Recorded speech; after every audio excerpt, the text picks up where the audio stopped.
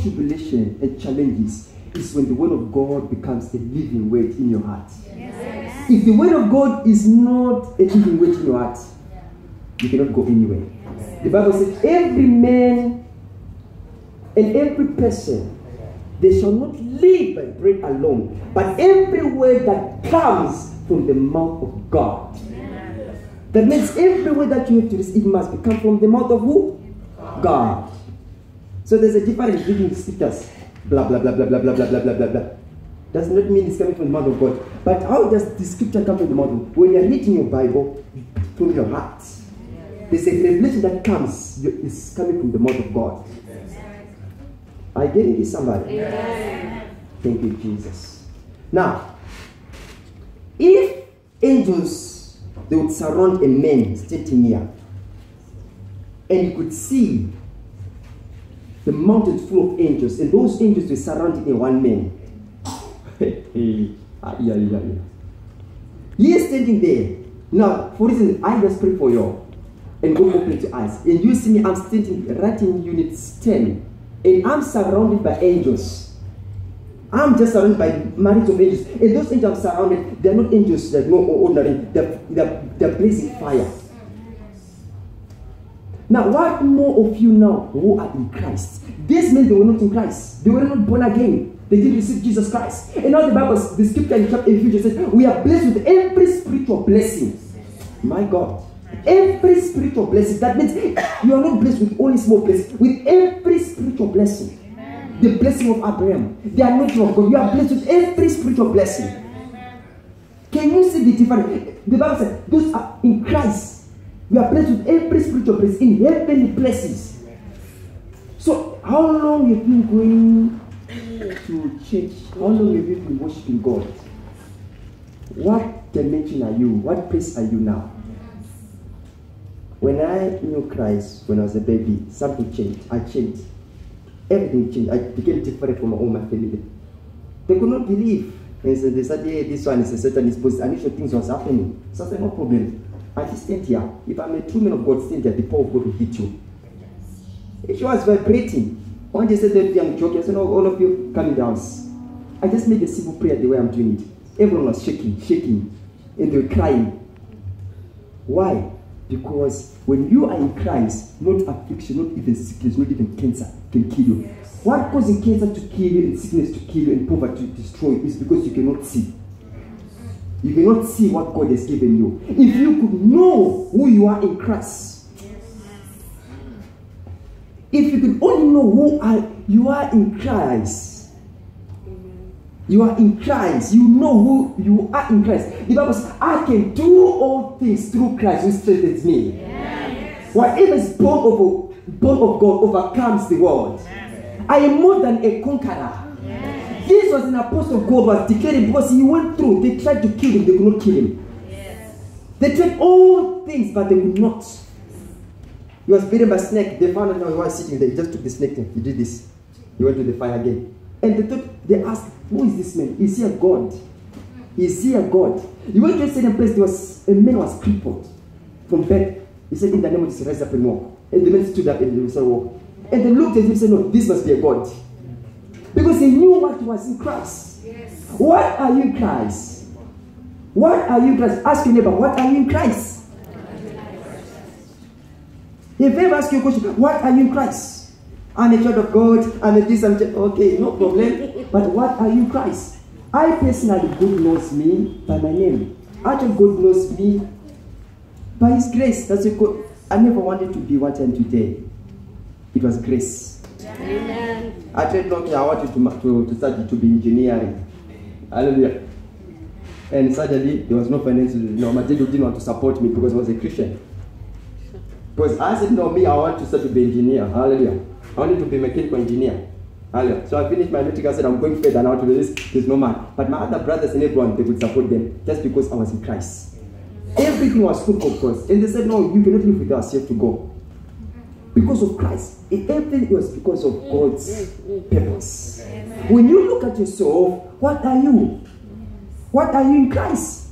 All these things are crying, oh, God give me this, oh, this and this. You are focusing on physical dimension. That's why you see, Adam, the day that his eyes were opened, what he did, he ran to a fig tree. And the fig tree gave him leaves to cover his nakedness.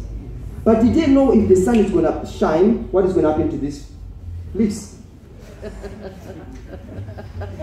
You can see the things that you're looking for. It's not permanent, it's only temporary. We give you 5,000 to tomorrow, nothing. You're still naked. Come on. Can you see? Can you see? The word says the problem with you is you cannot see. Your eyes must be opened. Why Apostle Peter was given the keys? The Bible says he asked every one of them, and they could not identify who was he. It was when Apostle said, "You are the Son of God, the Messiah." And the Bible says, "It is not flesh or blood that is revealed this. This is my Father in heaven." Because he could see, and just because of I give you power. Who was the first apostle to pioneer on all miracles to preach the gospel? It was Apostle Peter. Because when he was given the keys, because he could identify who Christ was. And Paul, he did marvelous great things. That's what the Bible said. Whatever I'm doing is not because I was taught, but he himself, he gave me this revelation. You could see. Can you see, when you have a revelation in your life, when you know who you are in Christ, nothing can stop you, nothing can kill you. You can be afflicted, cancer will not kill you. You can be broke, poverty cannot kill you. Because why? You have a covenant with God, and God, you are on mission. Come on. That's the difference you and others. If we send you to those places you try to go, even if God, you know, the God with the nice guy, they'll rob and kill you, am I right? But when you know you're in Christ, nothing. Tell your neighbor, nothing. Nothing can happen to you. The anointing will always preserve you. How many times Saul tried to kill David? How many times? How many times they tried to kill him, they could not even touch him, even kill him. When you are saving a man of God or you are a man of God, you are protecting that anointing, you are valuing that anointing, you will not allow anything to happen. Automatically you are in covenant, you are in covenant. As long as you are saving that man of God, you are enter. You are valuing that anointing, nothing even can touch you, destroy you. What caused you to be touched and to be destroyed? Because you cannot see the man of God. You think the man of God is your friend. You think the man of God is just an adult. Yet they are carrying the anointing of God. Can you see the difference? Tell me a person who believes in Christ and he surrendered his life and died anyhow. No. Any man of God when he's about to go will honor God, knows they know the time. That's why Apostle Peter said, I ran a good race. He knew his time was fulfilled, he was about to go. If you ask yourself, you don't even know, anytime you can just go. Because why? You're not fulfilling your purpose. The watch, the phone, the camera, the chair, the suit, the outfit you're dressing. Every time when you put it, you see that chair. You're actually fulfilling the purpose of everything that you're using. But when you woke up in the morning, are you fulfilling your purpose as a child of God? I'm holding my phone. Hello? Because every time I'm making phone calls, I'm speaking to anyone, my phone is fulfilling its purpose. When I'm sitting to that chair, when I'm coming to preaching, the old things that I'm using is actually fulfilling its purpose. When you come and sit there, when you woke up in the morning, are you fulfilling your purpose?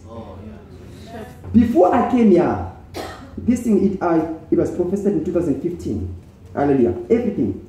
You can see, you coming here, and I'm preaching, I'm ministering the word of God. You come and sitting here. To me, purpose has been fulfilled what I saw in 2015. Can you see? My purpose is fulfilled. So you coming and sitting there where you are, that means the prophecy has been fulfilled. Can you see? So you coming and sitting here and hearing me ministering the word, that means you're also fulfilling your purpose. Because I'm also fulfilling my purpose as a man of God. I'm preaching the word of God, so I'm fulfilling my purpose. Are you with somebody? These are the things you should understand. What are you in Christ? Ask your neighbor, just tell your neighbor, what are you in Christ? Why are you in Christ? Oh, the gospel is only for pastors, those pastors and the evangelists and the prophets. And you, yet you call a child of God. Why are you in Christ? The men of God, even the pastors, they need, if you're not called in the 5 people, that means you're called like apostles, like Peter, to save. You're called to protect the anointing of God. Hallelujah, somebody. When you know who you are in Christ, and saved in Christ, nothing can happen anyhow because there are angels around you. Tell anybody, there are angels around you. Thousands, billions of angels. You cannot be touched anyhow. I just want to say somebody when I was in that place.